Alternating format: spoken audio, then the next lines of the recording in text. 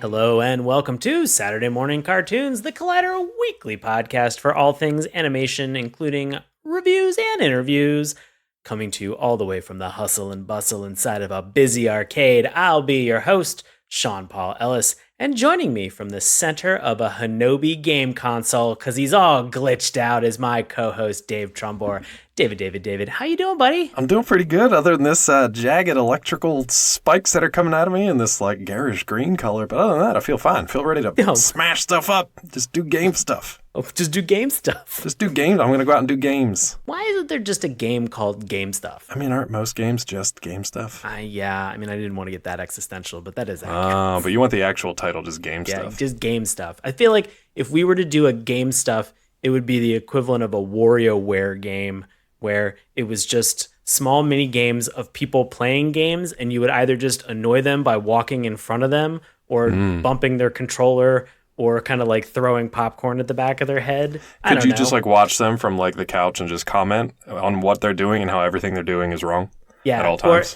And how they missed that loot and how they should grab that thing instead. Okay, full disclosure. When we're talking about people in this instance, I just want to be very clear.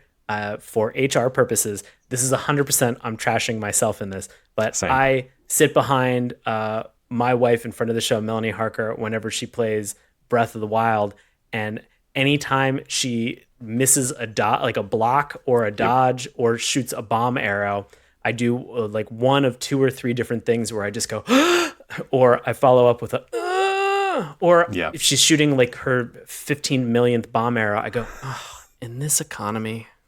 And that's all I do. That's all I do. I love all the reactions that like loved ones and friends and frenemies have when you're watching someone else play a game that either you're really good at or just good enough at to know like this is the thing you're supposed to do in this moment. I have such a hard time not just taking a controller out of someone's hand or just being like, okay, now you want to do this, this, and this. Yeah. I have to bottle it up like a volcano. Like I just sit there and I'm essentially like steam is coming out of my ears, even if everything's going fine. Just because I want to like participate and say like, okay, here's the thing you should do. And remember, you got to do this thing and you're adjacent to that one. So that one's going to get you if you don't do this next. And like all that, Allison and I played a tactics game, a turn-based strategy tactics game based on Dark Crystal. And it was a lot of fun. It took us weeks and weeks and weeks to beat it. But, you know, both of us had played the game from the beginning. We had the exact same level of knowledge. It's just that sometimes her approach or whatever would be slightly different from mine, and that was enough to just bottle that steam up. So I would either want to make a suggestion, and then she'd just be like, I got it. Or I would wait until inevitably something went wrong, and then I would say what I would have done there, and that was equally stupid. Don't do that. Yeah. Don't do that. Hold your tongue. Just let it go. Scream into a bottle in your kitchen and then throw it out your window. Bottle it up and sell it on the internet. Yeah. As Game Screams. Yeah. Game Screams. Everybody wants Game Screams. Come and get your Game Screams. Exactly. Oh, God. Can we get a t-shirt that's a bottle that just says I was Game just gonna Screams? I was just going to give you a t-shirt. Yeah. Can we get a t-shirt? Yeah. I know for anybody who's listening, we're talking a lot about video games. And guess what? We're going to talk a lot about video games for the next hour, talking about the show Glitch Techs. I do want to drag a video game for 2 seconds, if I may. Which one? I finished Star Wars Fallen Order, and your goal in a Star Wars game is to make me feel like a Jedi if I am a Jedi.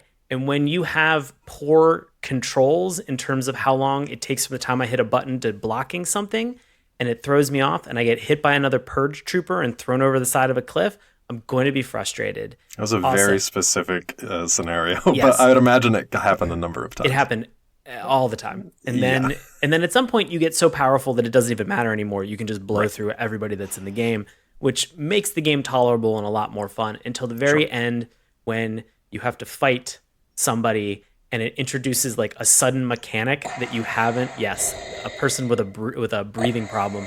And they introduce a mechanic at the very end that has been in zero combat previously, and they expect you to just figure it out. And I lost my mind. You're a Jedi, Harry. I would have done anything at that point to just throw my PlayStation out the window. I was so frustrated, especially just the final end of that story. if your whole goal is to get a MacGuffin, and then at the end you're just like, guess we don't need this MacGuffin. Guess I'm gonna smash this thing. Middle finger to you, because I just spent 15 to 20 hours playing this game, and you just negated everything. That's my drag of the week. I'm gonna do drags of the week now. You want to do drag of the week next time? Do drag of the week. Mine's just gonna be a review of like a RuPaul TV series episode. Damn it! Just to bring some positivity to it. That would be very. We got to balance it out. Drag of the week. That's perfect. Now, for everything I've ever watched from that particular game, like, I do not miss not playing that. Like, I don't feel like I missed out on that one. Nothing yet has wanted to pull me back into the Star Wars gaming universe like Shadow of the Empire or KOTOR. That's it. I'm good with those two. I can both wait. Good. You know what? Yeah. I'll say this. I've only ever watched KOTOR. I've never played KOTOR. Yeah. It's a lot of fun. And there's so much like replayability. Well, granted, I haven't gone back to it in more than 10, probably 15 years now. But you can check it out. And there's a bunch of different ways to play, like any good RPG. So yeah. Well, speaking of RPGs, speaking of video games, obviously we're going to talk about glitch tech and glitch techs and what it means tonight. I'm not going to be able to say glitch techs because it just sounds like I'm saying the word text, like I'm sending a text message. Like a glitched text. Yeah. Or you're talking about my cat. Yeah. Either one. Who's basically a glitch, let's be honest. He is. He's like a human. He's like a biological glitch if you've never met him. Just a feline glitch. He's a feline glitch. We love Texas. Super cute. Yeah. So if you're not familiar with glitch techs, let's get into this and turn this over to longtime friend, buddy of the show, Bobby Anthem. He's going to break it down with the synopsis. So Bobby, take it away. Glitch Techs was co-created by Eric Robles and Dan Milano and produced by Nickelodeon Animation Studios for Netflix. It centers on two teens who work at a game store as a front for their actual job, hunting video game monsters who've broken out into the real world. Perfect. You know what? I just want Bobby as... I want him like in a Mortal Kombat style fight game. That's the video game that I want him as. But I want him as the announcer to like set up like the round one and just kind of like lead me into that, you know? So, Bobby, that's where I want you in terms of video games. Yeah, that's where I know. I think but that's like a pivotal thing that I remember from any arcade that I ever went to was Look, man, without that guy telling you when to fight, both of those fighters just sit there casually bouncing back and forth for eternity. Yeah. Like nobody ever moves. Watching RuPaul's Drag Race. Yeah. You know, it's interesting about just this whole show and kind of Nickelodeon and just in general kind of pulling all of this in. And so tonight I want to get into glitch techs. And let's talk about the good, the bad, the LOL. No, it's not a spaghetti Western. Although, you know, I am kind of now hungry for spaghetti every time I say kind of want some Western. too. Western style. Spaghetti. Yeah. What makes a Western spaghetti? It's like served in a boot. Just in a cowboy boot. Barbecue sauce and served in a boot with a stirrup. Perfect. So we're going to talk about the good, the bad, and the LOL. So what we found worked for the show, what didn't work for the show, and ultimately what made us laugh, whether it was intentional or unintentional. With obviously the disclaimer that a lot of time and energy and people and money goes into making cartoons. And so we want to be respectful as possible, but we also want to be as honest as possible about our review for glitch techs. So let's get into the good, what worked for us. Dave, anything high level that you were just like, that's what I wanted? It's weird. I had that exact delivery in my reaction. And I was watching this in public, so it made for some really awkward interactions. No, before I get into that real quick, just in case some people may be confused, as we mentioned, this was a Nickelodeon production. Yeah, it is a Nickelodeon animation production, but it was made for Netflix. So I don't know if they're going to have any like cross-promo stuff, but Nickelodeon and Netflix have a multi-year deal to make all kinds of animated stuff, including the Nicktoons, specials that they aired recently. Right. And that did well for both parties. You know, more people probably watched it on Netflix than they would have with Nickelodeon, just the channel itself. So that worked out well for both of them. They decided to make a bunch more stuff, and one of these is Glitch Techs, which has been in some form of production, one or the other, since at least 2016. So it's been a while. We've been waiting for this one for a while. I've honestly been waiting to see this show for probably half of my career at Collider, which is weird to think about. But yeah, I'm glad that it's finally here. Was it worth the wait? Well, here we go. This thing starts off with, it's basically a 10-episode first season, but the first 2 episodes are together as one special. So you get a 44 or 45-minute special to open things up. And honestly, for me, like that set the tone for the rest of the season and the series. I was going to watch that and decide if I wanted to watch any more or not. So I watched that, and then I pretty much immediately just binged the rest of the season. So it was a really good first start. It's a really fun opening hour to sort of establish the characters, the story, introduce you to the world, and really just at the highest level. That's all I was looking for. Like, give me something interesting. It doesn't necessarily have to be the newest, most original thing on the block. Just give me something interesting with characters I want to spend time with, and just let me have fun. I think that's the best good thing of this show, is that it's just fun. It's just kind of like unabashed, like unfettered fun. They don't layer like too much heavy stuff on you. They don't really, it's not end of the world consequences and that tired old rag. It's just kind of like, it's just fun. Yeah, no, I agree, and even just going back to this longer first episode, there's a precedent that they have for animated series on Netflix. I believe She-Ra, as well as also Voltron, both had sort of longer first episodes to kind of set the tone, bring you into the world, explain a lot of the things that were going on. And like you said, like I want to be indoctrinated into the world. I want to kind of understand what's taking place. And you really kind of can't get that sometimes in a 23 or a 30-minute cartoon, right? Especially if they're trying to world build within that setting. And so I love the idea that they went for that longer episode. I think it's definitely a bonus. For me, going back to your point, Dave, about originality, this felt like a very original cartoon, but it also had a lot of notes of things that were super, super familiar. And it, in many cases, it felt like an aggregate or an amalgamation of a lot of different things that I know and love. And I'll even just start at like a high level. There's a part of me that has always wanted video games in the real world. At almost 40 years old, I'm like, fingers crossed, maybe one day, gang, we might get there. Ready Player One, that was the whole like selling point to that. Like, if we can't bring them into the real world, then let us go into their games, into their worlds. Yeah, exactly. And so having a lot of these very similar touch points in this cartoon, and the idea that they're talking about, video games at kind of like a satirical level in some cases, or they're satirizing some of the names of cartoons. Like there's a version of Pokemon that they have that's in this that is kind of silly and it's a little bit funny, and I think they're called Flunkies. And so something like that, yeah, and so you understand the point that they're trying to make. They do a great job of kind of setting up like what the actual battle screen looks like in comparison to a Pokemon game. You if you've played a video game, you're able to draw those parallels very quickly. It's fun, and I love the fact that they chose not just one, not just two, but it felt like they dumped a lot of cultural touch points from the 80s and the 90s and thought to themselves, what could we make that was fun? And so I know I wrote down a couple of things that were on here. And I know that our list is kind of similar, Dave. I thought that this was very similar to Captain N, the Game Master, but sort of like the reverse of Captain N, the Game Master. It's because it was good. Yeah. Oh, shut up, man. I love Captain N. You jerk.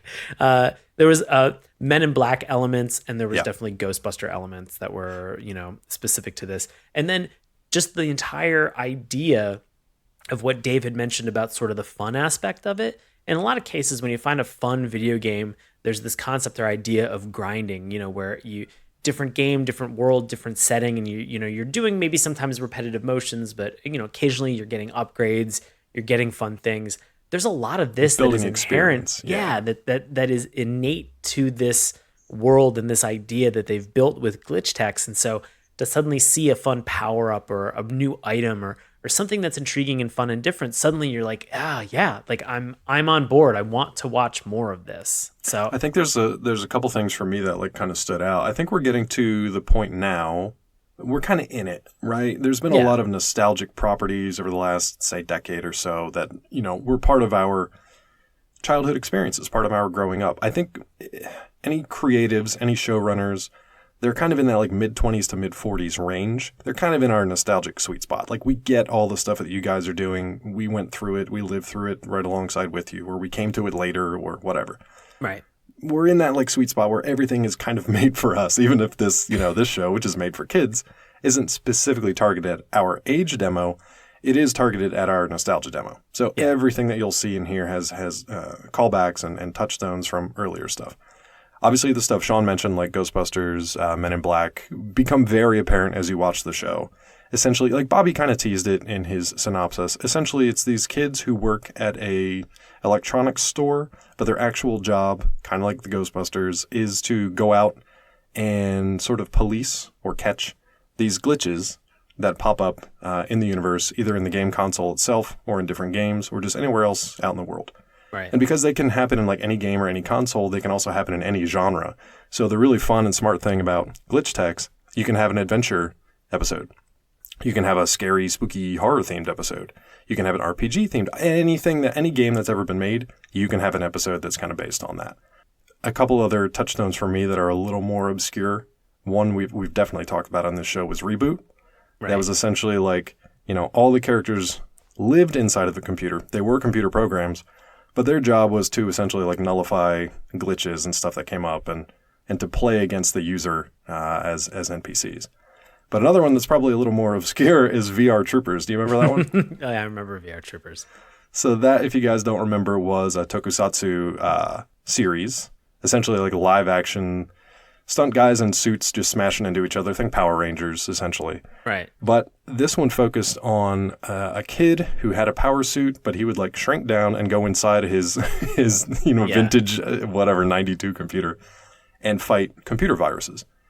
So kind of like Reboot, kind of like VR Troopers, same kind of thing.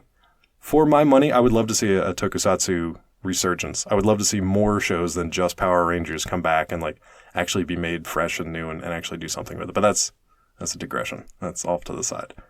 But another thing that these guys did, it wasn't just like in the making of the game itself. Like they specifically call out titles of cartoons that we watched, video games that we've played, and they tweak them just enough and combine them in fun ways that they actually work into the plot of the episodes themselves. So like what were some of the ones that stood out to you as far as like those Easter eggs, if you want to call them that? Sure. I mean, I just like the fun names that were relatable for me was, I finished the Castlestein episode. That's as far as I've gotten in this first season. And I played so much Castlevania when I was a kid on the NES, as well as also Game Boy, I guess Game Boy Advance. Like I loved kind of, seeing some of that stuff. So that to me was 100% frustrating and relatable all in one. The fun thing in that Sean and I were talking about this offline, but the beginning of that episode features the two characters, Miko and Five. And they're basically saying like, oh man, this game, who hasn't beaten this game? It's like a classic. And they're both just like, yeah, totally. I won't spoil what happens in that episode. I'll just say that I've never actually beaten any Castlevania game. So that was kind of an interesting experience for me to like watch it as a person who's never actually beaten the game, but knows way more than is probably normal about them without having played it. So that was a lot of fun. I will pull rank on Dave and say that I know that I've beaten at least like 3 or 4 Castlevania games. Any like side-scrolling Metroidvania, like Castle Metroidvania game is like right in my sweet spot of things that I want to play. Super Metroid, chef's kiss. Chef's kiss. Another one that I love, that I know you love this too, is the Smashosaurus. So you had to love that. So what was that? Walk me through that.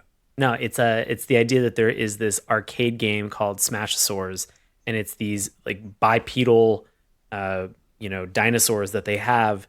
That's sort of it reminded me kind of like a Battletoads game, or sort of that like side-scrolling arcade beat 'em up. Arcade beat 'em up, but kind of at that angle, kind of like Michael Jackson's Moonwalker, or Turtles in Time. Turtles in Time, yeah. And so it was one of those like games, except that like there's so many small nods at like other things that we're familiar with that are like innate to it. Like the logo is obviously borrowed and inspired by another very famous cartoon logo that we've seen. Like Smashosaurs, just like the game itself looks like a video game that we've seen, and it looks like also a cartoon that we've talked about previously on this show, being dinosaurs. And so there's just so many. But it's also Thundercats though too, because it starts off with like this red spotlight in the sky, and I was just like, oh, it's Thundercat. Oh, it's Smashosaurus. Okay. Yeah. I didn't want to steal your thunder on the logo, but yeah, just so many of these things are just like so relatable, and you see them and you're just like, wait, are they making fun of Thundercats roar? What are we doing right now? How we playing this, gang? Okay, no. This is a legit thing. Cool. Yeah, I'm aboard. It's legit. Yeah, they're fun. They're fun little nods. It's a little tip of the cap, to all these things. And again, like everything just feels relatable, with if you've obviously been playing, video games and watching cartoons, and you're in that nostalgic demo that Dave and I talked about, that's like it's just knocking it out of the park every single time. I'm like, oh, I remember what that is. Now I want to go back and play it. So it's very fun to see those touch points and anchors. Here's the flip side for me that I'd be interested in. If you're like a 5, 6, 7-year-old kid and you're watching this, it's fun just as it is. Like, there's crazy stuff that's happening. There's dinosaurs, there's glitches, there's monsters, there's heroes, there's a lot of explosions and actiony stuff. There's animals, there's companion creatures, all kinds of fun stuff. I want to check in with those kids in like 10 years when they're like, oh, hey, man, when they're doing their own podcast or whatever the version of podcasts are in 2030. And just, they're talking to buds and they're like, hey, man, you remember Glitch Text? That was a great game. And they go back and actually look at like all the history, like what were all those Easter eggs? Like what was this pulled from? And then they go back another 20, 30 years and they're like, oh, have you heard of Thundercats? And they check that out and they get to experience that for the first time. I love stuff like that. It's probably going to be two friends who are just a bunch of dingleberries who are in college who meet up. And then a couple years later, like, we should just create a podcast that just explores all these ideas. I'm not calling out anybody else that I know of. Yeah, not relatable at all. Only at that point, though, the Dingleberries podcast is going to be like just VR, and it's just going to be like floating heads yelling at each other in a sea of just like weird shrimp creatures. It'll still probably be just as hard to figure out how to use Apple Podcasts and iTunes. 100%. Metrics. Yeah, can't wait. But you got to leave that rate and review for reasons we don't understand. Holy crap, gang.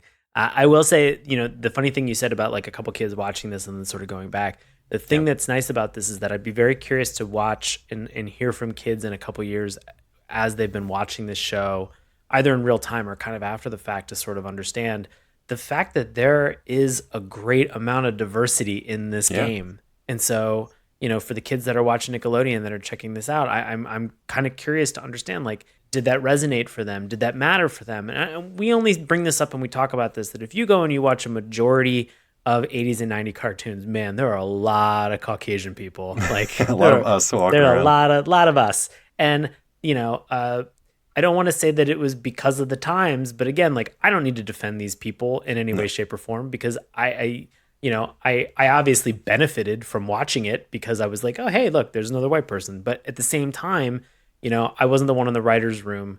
So I think it's worthwhile to at least point out and acknowledge what took place. This cartoon, holy cow, so much good in terms of diversity. Yeah, and I will say, unfortunately, there's a rare contingent out there who's like upset because there is not that traditional like white male lead. What the hell? To be found, really. And I don't know, like, who cares? We talked about this previously. I can't remember what show it was. Kipo. So we talked about Kipo. Yeah. There are people of color. There's mixed race people who are leading the show. It was great. There was never once where I was just like, man, this show's really great. It's almost there. If only there was like a white male lead to really help me feel invested. No. Now, on this show, I noticed it because now I'm primed to kind of like be aware of what's going on in the social spheres and stuff. But it doesn't change anything. It doesn't change a thing. What's actually great about it is there is more representation for people who you normally don't get to see on screen. So there are more chances now for more people to get involved with this. And guess what, gang? I can still watch it and have a good time with it and be fun. Even if there's not one character I can point to, which technically there is because he's their boss. He's the like middle-aged, overweight, tired guy who's just like in charge of everybody. And I'm like, well, that's a personal attack, but that's fine. That's me now. But I'm okay with it. He's still fun. Okay. You know what I mean? And it was great to like, so we can get into the characters if you want. Yeah, it's funny to kind of segue into the characters. You talk about like accessibility and relatability for a lot of these characters. Like, I'm looking at 5 and I'm like, oh, okay, this guy likes old video games. He plays a lot of like vintage like console video games. Oh, I do that too. He loves chorizo tacos. Oh my God, yeah. I'm thinking about, I want one right now. Put it on my spaghetti. Yeah, I want one on top of my spaghetti boot. Yeah. And so like, I'm thinking about that immediately. Looking at the female character lead that we have, Miko, like her passion for like all these different games and like her excitement. Like, I've been in the room like when I've had friends, that are playing like, either a Guitar Hero or even just like Nintendo, where they're moving their hand up and down when the character should jump, and then it gets way more animated. Or, at some point I was playing, a Nintendo Wii with my dad, where he definitely threw a remote or one of the Wiimotes at some point. And so just to kind of like see all that stuff that she's going through, I'm like, oh yeah, I relate to all of these because I've done or I've been in the room when all these things have happened before, regardless of, one, her sex, her race, and her age. I'm like, these are immediately accessible to me. And the one thing that I like too is that they actually take time to show you their family units, right? Yes. So it's not just like, we're not just going to put a person here who you might think is maybe Asian or maybe they're black or maybe there's some kind of combination of the two. They show you their families, so you pretty much know where they come from. So like Five, now I'll revisit this in the bad section for different reasons, but Five in the intro is basically living and working with his grandparents. And I believe his dad is of Mexican descent, Latino. I'm not sure what he is. And then I believe his grandfather, was Latino. His grandmother, I believe, is Asian because I think they run a fusion Asian Mexican food truck. Okay. I think that's the combo of stuff that they have because they have like soy sauce and something else that they put on. I think it's a fusion truck. Okay. So with that, it's not only a cool introduction to the family unit, but we also kind of know like what Five's background is, what his parentage kind of is, like who he is. We get a sense of that from that intro. Same thing with Miko. We see that she's from like a mixed race family too, or at least a mixed family in the sense that it's a large family. The dad is white. I think he's played by D. Bradley Baker. Yeah. The mom is Asian. Unfortunately, I forget the actor's name. But like just giving us glimpses of those family units is a really cool way to not only show that these kids don't exist like in a vacuum. They don't just exist without parental guidance out there, which every cartoon from the 60s to the 90s has had. We actually get to see their families and we get to know these kids a little bit. And that's cool because it also gives a way to represent different kinds of families that are out there because not everybody has the traditional, stereotypical, quote unquote, normal, nuclear family unit. In fact, most people don't. So that was pretty cool to see that too. I really like that. Miko's mom is voiced by Stephanie Shea, and she does a great job. She's done a ton of stuff too. Yeah. We gonna get into some of these supporting characters now? Heck yeah. Yeah. Oh man. Who were some that stood out? Man, I love hated Mitch, which is what the whole goal of Mitch was. He's played by Luke Youngblood. Fantastic just to kind of see him as the foil to Miko and Five. Yeah. Just really kind of, he's the more elite gamer who's a glitch tech and has been a glitch tech for quite some time. He sort of cheats them out of a gaming competition that you find in the first episode. And so it's interesting to sort of see the process, but then he pops up at, random times throughout certain episodes to kind of create some interesting drama in terms of what's going on. So that it's fun to see when he pops up and it's fun to kind of see how they utilize him. I'm going to talk about Mitch a little bit later in the bad section for, again, a different reason. Sure. Yeah. One of the other ones I think that stood out, and now for me, she didn't really factor into the storytelling too much until the later episodes, where she actually, spoiler alert, gets to be part of a team when they go out on a different adventure.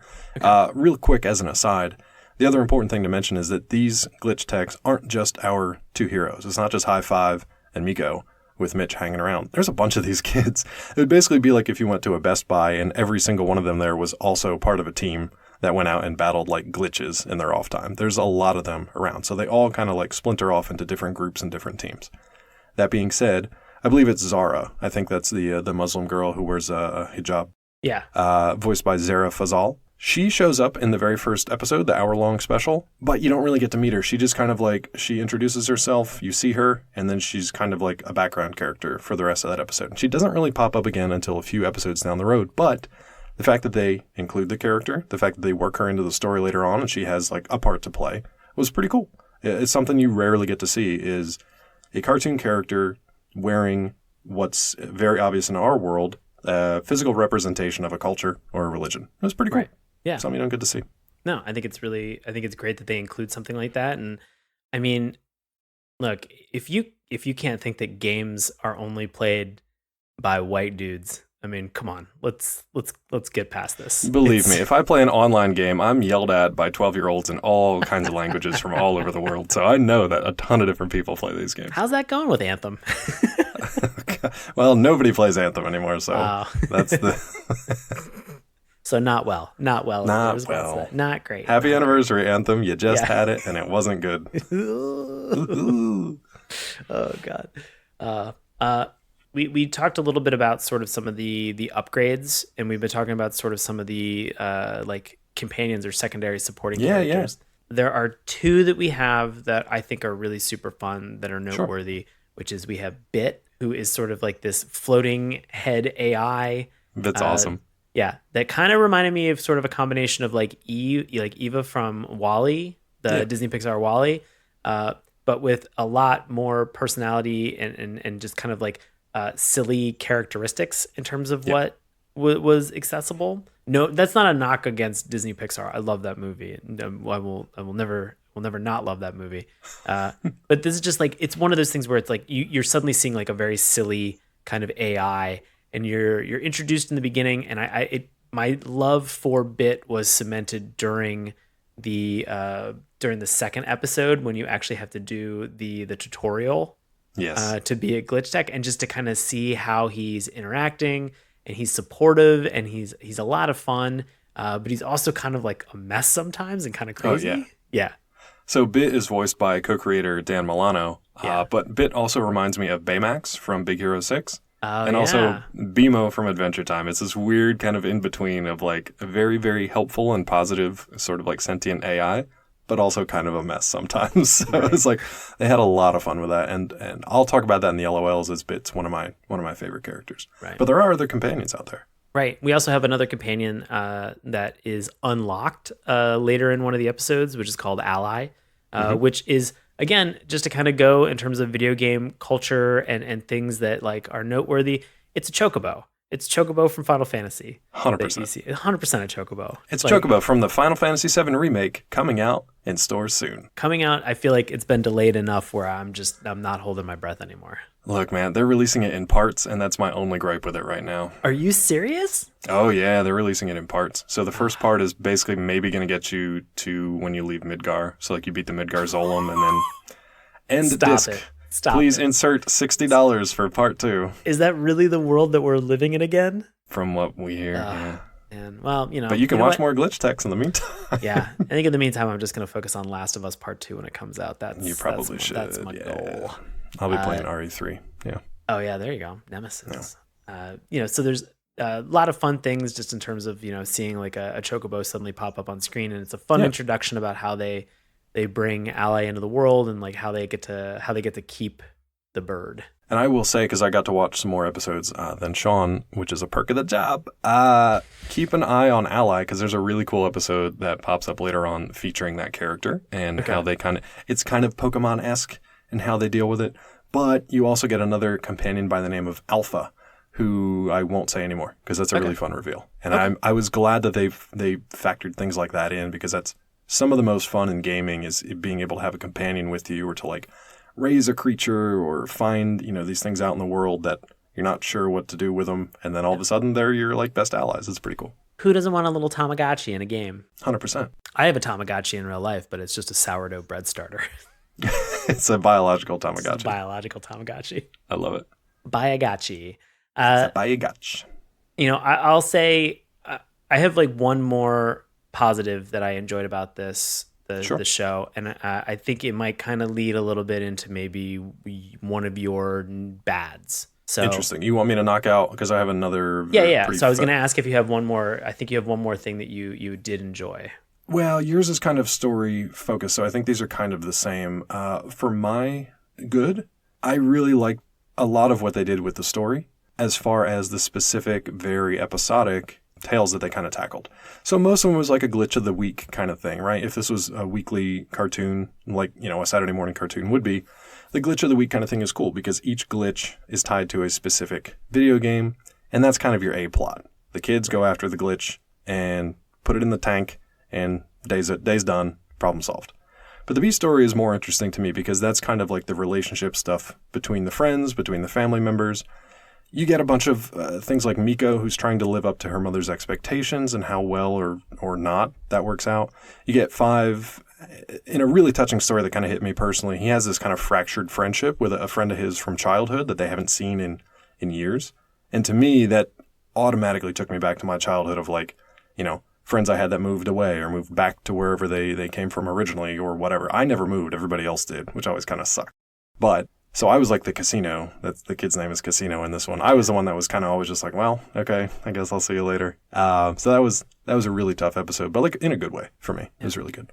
But they especially had, they touch on high school drama, they touch on workplace drama, but then they also have like stuff with like sibling bonds, and it was just, they do a good job of exploring actually adding some dramatic stakes to these personal stories. It wasn't just a goofy, fun, light cartoon. It is, but they actually have some like a little bit of gravitas to it, even though it's all done in fun. Yeah, and it's patient. I think I like the fact that like you're not getting all of it heavy-handed in like one episode, and then they're like deal with it. They're giving you little bits and pieces. You get to see sort of those slice of life moments with some of these different characters over time. Very, very patient in terms of the storytelling.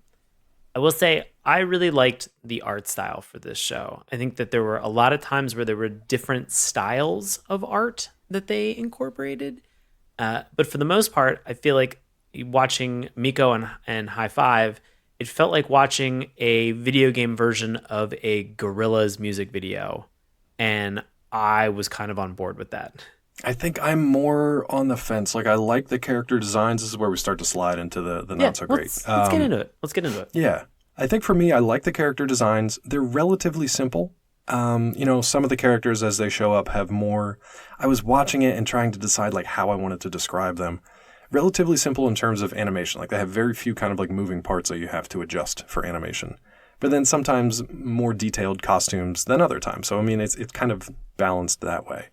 But it feels like I've seen it before. And maybe it's because this thing's been in production for like 4 or 5 years at this point. And it doesn't look old, it just looks familiar.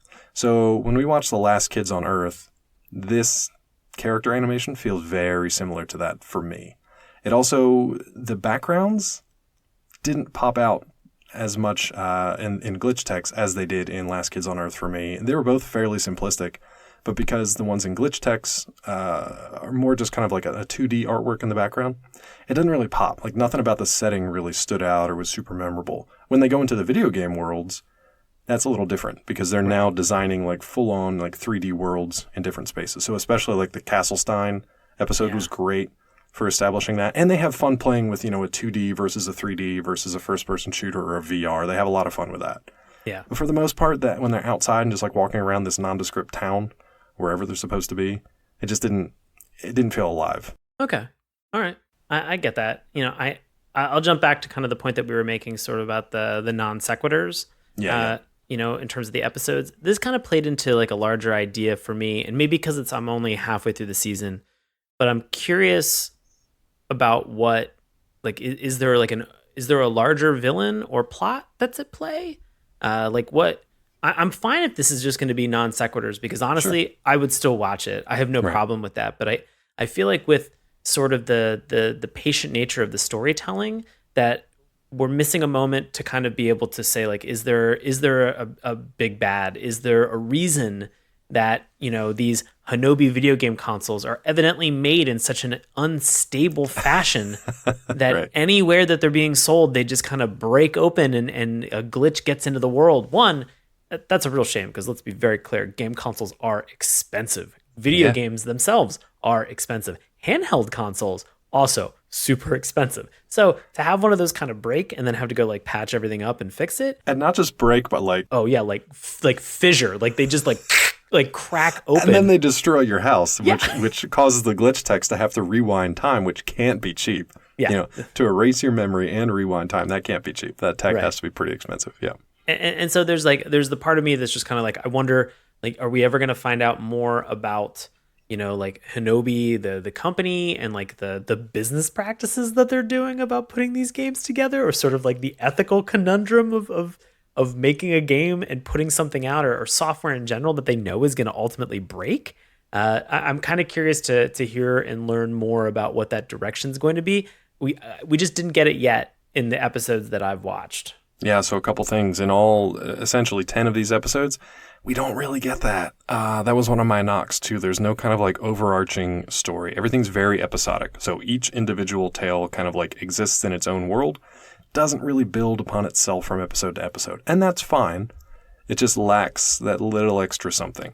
I will say a couple things. In one episode, we have what's essentially a bureaucrat, an HR person, for glitch techs come and do like a spot check on this particular store. They're like a regional manager coming to check on the store manager, and then like marking stuff up on their checklist as they go, which was fun. That was sort of like the corporate, hierarchy or bureaucracy, like pressing down on our heroes, who were separated from it a little bit by their boss, which was fun. That was just kind of like a workplace drama kind of thing. And I think there may be one episode where there's a moment we kind of get a peek outside of the glitch text world, and there's some sort of like nefarious voice who says a thing that's maybe vaguely threatening, but it doesn't go anywhere beyond that. So I don't know if there's any like connections beyond just the episodic ones. It might honestly just be a fun episodic adventure with this very straightforward conceit, and there's no greater mythology. I will say that might be a missed opportunity, because I would love to see sort of an exploration of like corporate evil. You know what I mean? Like I would also love to see things like if they're rolling out a Hinobi 2.0, or like just poke like Silicon Valley stuff, like poke fun at the tech arms race, the tech Cold War. Introduce a rival console that doesn't glitch out or whatever, but there's some, shady stuff behind. There's a lot of creative potential here with the story, and I hope that we get to see more of it. Or is there a competitive threat that also glitches out, and there's a completely other separate set of like other corporation glitch techs that have to go out into the field and level up and do stuff as well. And so like, does it become kind of like a bidding war of like, could I go over and work for this rival company? Like, I don't know. These are also kids, and I'm trying to pit them into, like, where are they going to get the better job?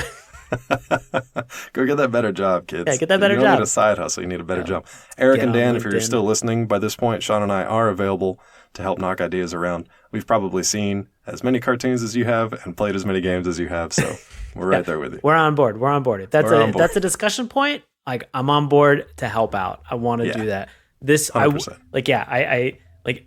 Because ultimately, like, you see Mitch kind of be this jerk in these moments, and there's a part of my brain where I'm just like, wait, is Mitch the villain in this? And if he is, I'm okay with that. But I kind of waffle back and forth, because I could definitely see sort of like his manipulative, cold nature, and I can sort of see the positive energy that we get from Miko and High Five. And I guess I kind of want Mitch at some point to be friends with them. But then I definitely feel like Mitch is going to stab him in the back. Like, that seems like it's on the horizon. So I don't want to give anything away. I will say that you get a couple different things with Mitch. You get a little peek into why he acts the way he acts. You get the sense that these trophies and the accolades and the number one ranking and all that stuff is like super important to him, kind of above everything else. Okay. So if you take that away from him or threaten to take that away from him, he both does not react well to that, but also that's kind of where his vulnerability lies. So that's interesting. I don't think they do quite enough with it. We don't really know enough about Mitch. He's like the one character we don't really see his family life. We don't see his background. Okay. We see him weirdly go to speaking of spaghetti again, go to like a spaghetti drive-through place and then just essentially use his mind-wiping power to get a free bucket of spaghetti, which was weird, but also something I would probably do in my most like chaotic of days.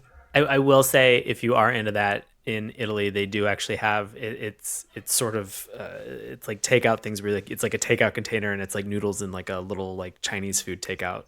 Oh my God, I would love that. Yeah, it's actually pretty good. I want that now. I need a Western spaghetti and a what do they call it? A wonton taco, I think he called it. Wonton taco. Wonton taco. Yep. Man, that sounds good now. Sounds really good. We'll be back right after this break. Of eating tacos. Yes. Anything that's else? Actually one of my other one of my other quote unquote bads. We get introduced to the grandparents. I think he just calls them abuelo and abuela. I don't think he actually calls them by name. Papi he calls and them abuela. Papi? Yeah, okay, Papi and abuela. So that's all we get. And they're great. And they run this, food truck that doesn't usually move unless they have to get High Five somewhere. It usually just stays put right where it is. I want more of them. I want to go spend time with them. We got to see Miko's family. We got to see plenty of other people at the workplace and spend some time with them. Some of the like supporting characters who were actually pretty funny too. Right. I just wanted to see more of Five's family life because they were so much fun and they had so much energy and such character. I'd love to spend more time with them. No. It's not really a knock. It's just something I'd like to see in season 2. It's a hope. Just put that. It's a hope and I'm a putting dream. It's a part of the secret. I'm putting it out into the universe. I'm hoping if people who make the show are listening, that they're just like, oh, hey, that's a pretty great idea. We'll that's a great idea. We will steal that directly. Yeah, and, go ahead. Never speak of this again. I feel like at some point, if the creators are ever watching this, we're just gonna get something that is gonna be like at the very end of an episode that's just like, no thanks to Sean and Dave. And we'll be like, that's I would probably deserved at this point. every scene for that. Yeah, 100%. Just screen grabs and making my day. Yeah. But let's talk a little bit about something else that made our day, which are these LOLs, these things that we found that were funny about this. What do you got? So another thing that we never revisit again, right? The first episode, the way this whole thing opens up, there's a couple of kids in their living room playing a video game, brother and sister playing a video game, trying to beat each other, beat the high score, whatever. It's like a Tetris Their mom, game. Yeah, like a Tetris game, like a souped up Tetris game. Their mom, who looks like she just came home from a long day at work, very like businessy professional. She's on her phone, just trying to get stuff done. She's getting dinner ready at the same time. She's talking to the kid. She's like, kids, 5 more minutes. The dad is passed out on the lazy boy. Like, he's dead to the world. Like, nothing bothers him. As dads do. As dads tend to be. So then all hell breaks loose, right? Because they get a glitch. The glitch comes through the game, starts destroying their house. Mitch runs in to like take care of the glitch, setting up what you think is like Mitch is going to be like the hero of the story, which I was like, cool. But then they twisted it, which is also cool. But what cracked me up in this whole thing is that the dad never wakes up until like the final moment when everything's done. The house is basically falling apart around them. And he's just like, oh, is dinner ready? Or something like that. You know, it was very much a dad joke. And I absolutely loved it. Dad jokes for days. Dad jokes are great. I will say just like at a high level, anytime we saw Miko and Five work in tandem to accomplish a goal, team. Super, super fun. You know, even in the Castlestein episode, the whole, when they create this dialogue together and when they kind of almost talk in unison, there is this really just inherent enjoyment of watching them mirror each other and have the same attitude in terms of their intent, desire, goal, everything. And you know, so in the Castlestein episode, they have this line where it's like, aim for the statue with I'm going to screw it up, with like the gorgeous hair, or with like the perfect hair. And so they just do a great job at kind of getting in sync, especially because they're partners, and just kind of working on some of these problems together. And so to watch them kind of move in that direction is really enjoyable, and see them have that like just platonic friendship that's just really healthy. And they set that up right from the beginning, too, because the only way that these two are able to overcome Mitch as like the number one player in this first game that's a test is by working together. Right. If they hadn't worked together and agreed to trust each other, then they both would have lost, and it would have been a completely different story from there on out. So that was really cool that they set that up early, and Castlestein's a great example of not only like how good the action scenes can be in this series as well, which we didn't talk enough about, I don't think, but watching them kind of like work in sync with each other to quote unquote like learn the patterns of a boss at the end of a game. You know, it's hard enough to do that yourself, but then to have to actually like tag team with somebody else to be able to do that too, that was pretty cool. I wanted to mention one of the supporting characters from the show. There's a bunch of other supporting characters that do really funny stuff. Sometimes they'll come in, and Sean mentioned doing like level grinding or experience building to either get that next level or get that upgrade or buy that piece of equipment or whatever. There's a bunch of these guys who are kind of like low-level glitch techs who just do like super basic missions. But then there's one in the first episode. His name's Wilhelm, and the only way you can tell that is because it comes up in the captions. He runs by our heroes and tries to run to the end goal, but as he does, he steps on like a trap, and this giant column of fire just comes up and roasts him alive, and he gives the Wilhelm scream. So I love that his name was Wilhelm, and then he actually screamed. That was just a fun little in-joke for me. Yeah, no. Yeah. You know, I'll say there were like little tiny Easter eggs that were in this show. And so when you see Miko's address and you see that it's 1337, I just kind of smiled. I didn't even see that, so I'm glad you caught it. I was like, all right, perfect, got it. Elite. And if you're not familiar, it means like elite, as in like elite. You're an elite gamer. It's a whole brand of language called elite speak, and so it is super, super fun. To see something that's even just that simple, but because I've just been playing games way too much, and I used to play a lot of like online Steam games like Team Fortress 2 and Left 4 Dead, and just as Dave mentioned, like having people all across the world just like scream at me, tell you how dumb you are. Tell me how terrible I am. Definitely came up a lot, so very familiar. There's another funny thing like that too, as far as like AI in games and default settings in games. There's a moment, I don't know if you watched it or not, but essentially like our team has to battle an in-game team in sort of a like mano a mano contest to the death, essentially. Okay. And the leader of this other team, he comes up to Fives and he basically says, "Did you really think that Team Enter Name could be so easily defeated?" Which just makes everybody start laughing because they're like, you stupid glitch. Like, you just used the default name. You're trying to sound like imposing, and your team name is Enter Name. It's pretty good. Just as like an overview, or just sort of a high level thing, just all the video game references. Everyone, like every time they reference like a video game or just like arcade culture or enjoyment of something. I know we talked about Smashosaurs, just sort of that whole combination of everything that was there. That stuff just made me super excited. And I think I watched like 3 or 4 episodes last night, and I was beat. I was so tired. It's pretty relentless. No, not from the show. Like from life in general. Life wore me down, and I finally got a chance to sit down in front of the TV to watch a couple episodes around maybe like 10:45, and I think I watched 3 or 4 episodes, and then I had to finally just like pull the plug. I was like, no, I have to turn this off, otherwise I will continue to watch and look for these references because I'm enjoying this way too much. They did have a TMNT reference in there as well, too. Yes. I don't know if you caught that one or not, but there's another one with turtles later on that's pretty funny. Oh, is there? Oh. Yeah, there's a second one later on. Because, there was such a force in the 80s, Yeah. Another funny thing for me was literally anything that BITT does. BITT is just like a fun character that isn't... He's there for comedic value mostly, but it's not the annoying kind. So it was really fun. There's one moment where, out of nowhere, like out of left field, he punches Mitch directly in the face.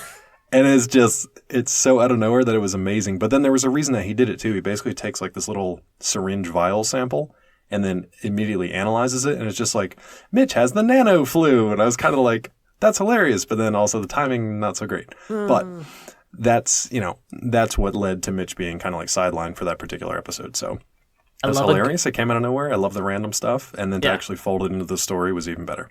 I love a good chaotic neutral character. Yeah. Just super fun. Little troublemaker. Never know what they're going to do. Little rebel rouser.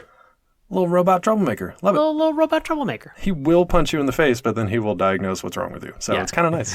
Perfect. Yeah. Anything else in terms of LOLs, Dave, for you? I think that's pretty much it. There are specific ones like throughout the season, but there's just so many of them. It's hard to really narrow it down to a few here or there. You'll literally have laugh out loud moments throughout this show, which is something that doesn't often happen. We actually mean LOL when we say it, not just like, oh yeah, that was nice. It's like things that literally just make you laugh. Like I'll be doing other stuff or whatever, and something will just catch me the right way and it will make me laugh out loud. Right. It's that simple. Yeah. A lot of ear to ear smiling just for seeing some of the references as well. Big grins. Let's get into our final review. So if you're not familiar, don't worry about it. We're going to break it down. So we can recommend a cartoon and we can tell you why we think it would be a good use of your time to be able to continue to watch the show. We can also say that we don't recommend something, and we could probably give you another way that you can go and spend your time better doing something else. And we'll make those recommendations. And then if we don't recommend something, we can go one step further and we can give it the Who Framed Roger Rabbit style dip, which you dunk that cartoon, it erases it from the annals of cartoon history. No more, we don't talk about it. Looking at you, Ace Ventura, pet detective cartoon, who I can't talk about anymore. It's real bad, gang. It's real bad. Keeping that in mind, tonight's cartoon, Glitch Decks. Dave, how are you feeling? Feeling good. I feel like this is a cartoon you can watch as a kid, you can watch as an adult and appreciate all the nostalgia references. You can watch as a family and share those things together. The only knocks, again, it doesn't quite have that extra level of intrigue or mystery or mythology built up yet. Maybe it will in the future. And the only other knock is it felt a little too short, just because it's very episodic and we only really get 10 episodes worth of storytelling and they all go by really, really quickly. But it's super fun. It's a super fun late series, really easy to watch. So recommend it. How about you? I'm in the same boat. Definitely recommend. I'm looking for lore. I'll say that right now. I'm looking for lore. I'm just a man out here looking for lore. It's just in the lore mines. Looking for lore in all the wrong places. I'm looking for just a little bit more depth in terms of what they have that's available. I know that we kind of talked about them. Again, it's not a knock. I think it's something that they can definitely build into because as I've mentioned, they are very patient in terms of their storytelling. They do a really good job of kind of doling those things out. And because I have to assume that this is something that Netflix is distributing, and the way that Netflix releases cartoons, and the way that, sometimes Nickelodeon does like large episode kind of blocks for like a season, I have to assume that probably we're only going to have to wait like maybe like 6 or 7 months for maybe season 2. Let's hope that the weird thing with Netflix, and I don't know how Nickelodeon factors into this, but the weird thing with Netflix is, yes, they may order a big block of them, but then sometimes they just won't greenlight a second season for whatever reason. So the more noise you can make on social media, the better. I hate that it's kind of come to that, but they do look at metrics like how many times did people watch it? How long did they watch? How many, repeat episodes? When did they stop watching? Are they talking about on social media? I hate that it's kind of come to that, but unfortunately, you got to make noise. So if you like this show, go out and make noise. What a time to be alive. What a time. I'm saying, man, season 2 for like corporate for cartoons. Corporate kind of evil. Have some fun with it, guys, because I know you've definitely experienced your share. I'm sure it's out there. So have some fun with it. This cartoon is definitely worth watching. In fact, I would say just put it on in the background whenever you're in a room, at a friend's house or at a Best Buy or wherever you are. Wherever there's a functioning screen. Yeah, just leave it on randomly at work, at the barber shop, anywhere that has a television connection. Or an internet connection at this point. Who has Use TV? someone else's password, though. Don't leave your own account up and running. Yeah, that'd be a big mistake. Yeah, don't do that. Just create a crap ton of profiles on your grandma's account and leave it running everywhere you can. Oh, man, we're going to never If anyone has listened this far into the episode, those are the people who will do this thing, including Sean and myself. Yeah, I know. Yeah, we're going to do it. Oh, man. All right. Well, that resolves all the glitches that we had for tonight's Glitch Tech. So go watch Glitch Techs. It's fantastic. It's on Netflix, but it's made by Nickelodeon, but distributed by Netflix. Oh man, what a world! What a world! Yeah, what a world. Well, speaking of what a world, and somebody who is dynamite in this world, you heard him on this episode. Our friend Bobby Anthem, who is fantastic, but not as good as me in terms of segues in the one that I just pulled. You can hear Bobby on his paranormal podcast, Inhuman Experience, along with his co-host, Bobby Blades. You can find them on Twitter at IEXP_podcast. Bobby has a solo show. It's called In Search of My Lost Soul. I can't say enough good things about it. Go find Inhuman Experience. In Search of My Lost Soul is in that same podcast stream. It's a twofer. It's a BOGO in terms of a podcast. So go check it out. Apple Podcasts, Stitcher, just about everywhere else podcasts are found. Dave, what do you got going on, buddy? Same old stuff, bud. You can find me as an editor over at Collider.com. Check me out on Twitter at DrClawMD. And if you'd like to read up on one of the best drama live-action series ever told, you can check out The Science of Breaking Bad, available wherever books are sold. And if you're in the Atlanta area, as part of the Atlanta Science Festival, I will be doing a talk on that particular book and all kinds of the fun, explodey, druggy science from the show. So come on by and check that out. How about you, bud? What are you up to? Well, first and foremost, that's exciting, Dave. And I'm also, I heard that you're doing The Science of Better Call Saul. I mean, it's funny. I actually pitched them. I was like, how about the law of Better Call Saul? And they were like, that'd be great. Would you want to do that? And I said, absolutely not. So I'm not a lawyer. I'm not a lawyer. Not a lawyer. Not a doctor. Oh, man. Well, as for me, I do live improv comedy in Washington, D.C. with a group that's called Knox. That's NOX exclamation point. You can find tickets and times for all of our shows, witdc.org. And as always, I am on Twitter and Instagram at Sean Paul Ellis. And you can also listen to an improvised podcast that I do that is called The Bureau that is out now. There's at least 3 episodes that are out. If you ever wanted to hear a group of people who work for the FBI improvise a podcast and joke around about all the different ins and outs about working in the FBI, in The Bureau, you can check out and find The Bureau on Apple Podcasts and Spotify. Want to support this show? Oh my God, you're so nice. Thank you so much. I really appreciate it. Well, you can go and you can visit our Patreon and you can search Saturday Morning Cartoons. Just remember, it's morning with a U. And you can see how you can support us and this content that we put out every week. You can also tell a friend. Tell a friend. You know why? Because it's easier for us to understand that than it is to figure out Apple Podcasts and their metrics behind it. We're talking to you, Apple. Figure it out. And because we have no friends, but you guys do. Yeah. But you can also go and review us on Apple iTunes. So we super appreciate that. And, as we've mentioned in previous episodes, you could be brutal with it. We don't care. It'd just be fun to, just be entertaining. Be original, be entertaining. It'll be a good time. Make me giggle. Yeah. But if you want to make me giggle, slide into my DMs on Twitter at Mourning Tunes. Remember, that's morning with a U. You can check out Instagram and Facebook at Saturday Morning Cartoons. Drop us an old-fashioned email, SaturdayMorningCartoons@gmail.com. You can find all the links to everything that I just talked about and more, like a list of all the cartoons that we watched, a way to be able to submit cartoons for us instead of doing it in social media, which just gets lost in the ether, and we're not going to respond to it. So you can find all of that on the link tree, which is in the bio for all of our social media sites. It looks like a weird link. Don't worry, Grandma. You can click it. It's not a virus. It's not a glitch. It's going to take you right to the Netflix login page. Yeah, pretty much. And then just watch glitch text. Come on, make it happen. It works. You can, as always, listen to us on YouTube, Apple Podcasts, iTunes, Stitcher, Google Play, Spotify, anywhere fine podcasts are sold. Thank you guys so much for listening, and we will talk to you next week. Bye. Hey, everybody. Thanks a lot for listening to Saturday Morning Cartoons. Now, if you'll excuse me, I have to transform and roll out.